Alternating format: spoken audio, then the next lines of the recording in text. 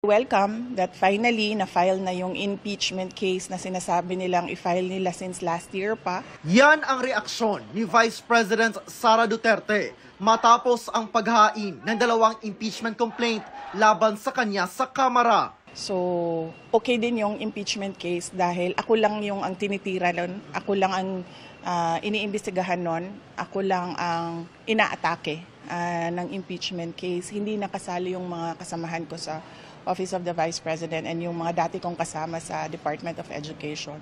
Masagot na ng final kung ano yung mga inaakusa nila sa akin. Kasama sa grounds ng impeachment complaint ang kinukwestyong paggamit ng confidential funds ng Office of the Vice President at ng DepEd. Pati na ang mga sinasabing naging banta ni VP Sara laban kay Pangulong Marcos, First Lady Liza Marcos at House Speaker Martin Romualdez. Ang paghain ng reklamo itinuloy sa kabila ng naunanang pahayag ni Pangulong Marcos laban dyan. Bagay na sinang-ayunan ng Iglesia ni Cristo na nagkakasa ng isang pagkilos kontra sa impeachment. Naiintindihan ko yon na gusto ng INC ng kapayapaan sa ating bansa dahil alam nila kapag merong kapayapaan, susunod din yung kaunlaran ng ating bansa. Kaya naiintindihan ko yung pagsuporta nila sa opisina ng ating Pangulo, sa opisina ng Office of the Vice President kasi yun din naman ang gusto ng lahat ng mga kababayan natin na merong kapayapaan at merong tuloy-tuloy na kaunlaran sa ating bansa. Sa pagtatapos ng pagdinig ng House Committee on Good Government and Public Accountability tungkol sa confidential funds ng Department of Education at Office of the Vice President, sabi ni Duterte, makakahinga na ng maluwag ang staff ng dalawang opisina. Matapos naman hindi makapunta sa investigasyon ng NBI noong November 29 ukol sa kanyang banta umano sa buhay ng Pangulo.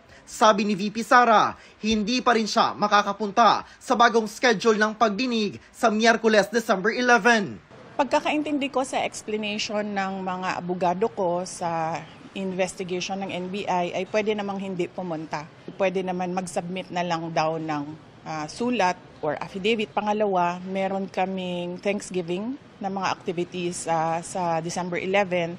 And pangatlo, after nung Thanksgiving activities namin, ay pauwi din ako dito sa Davao City para maglibing ng uncle ko. There are also some members who are still requesting for an extension because they are thinking of filing another complaint. Hindi pinangalanan ni Velasco kung sinong mga kongresista ang mag-e-endorso sa ika-4 na impeachment complaint pero galing daw sa mayorya ang kumausap sa kanya. I cannot reveal their names until they actually file the 4th complaint. Monday or basta sabi nila first working days of the House in January this month.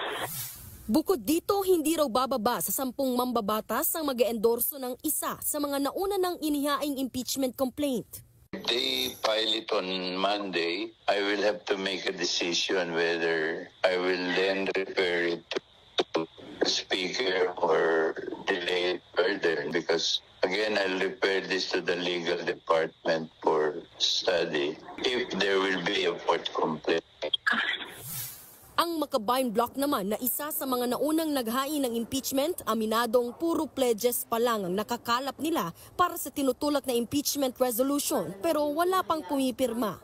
Kailangan nila ng 1/3 ng bilang ng mga kongresista o 103 na pirma para mas mabilis itong maipasa sa Senado na tatayong impeachment court.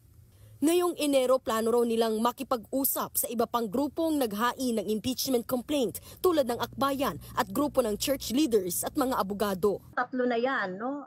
So, ang hirap na patagalin pa yan na nakita naman na natin yung ginawa talaga no, ni Sara Duterte doon sa mga mamamayang Pilipino, no? Sa pondo, tapos hindi rin naman talaga siya fit doon sa kanyang katungkulan at naghahanda rin kami no ng malaking mobilization no this month para para i-push pressure ang Marcos administration para bago yung kanyang posisyon dun sa impeachment.